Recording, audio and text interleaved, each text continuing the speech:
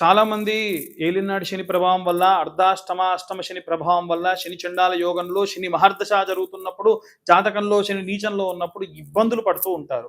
అలాంటి వాళ్ళందరూ కూడా ఈ యొక్క లాపిస్ మాల వేసుకోవడం చాలా మంచిది. ఏమిటి లాపిస్ మాల ప్రత్యేకత అంటే, ఇప్పుడు ఈ లాపిస్ మాల కొనుక్కున్న వాళ్ళందరూ మెడలో వేసుకొని వెళ్ళకండి. ఈ లాపిస్ మాల కేవలం మీరు పూజ చేసుకునేటప్పుడు శం శనయే నమః అన్నటువంటి మంత్రాన్ని చదువుతూ ఇలా ఈ యొక్క మాలను జపం చేయడము, తర్వాతకి ఈ మాలను మెడలో ధరించడము, అది కూడా కేవలం పూజాది క్రతువులు చేయడం గాని, ఇంట్లో కాసేపు వేసుకోవడానికి ఈ యొక్క మాల విశేషంగా పనిచేస్తుంది.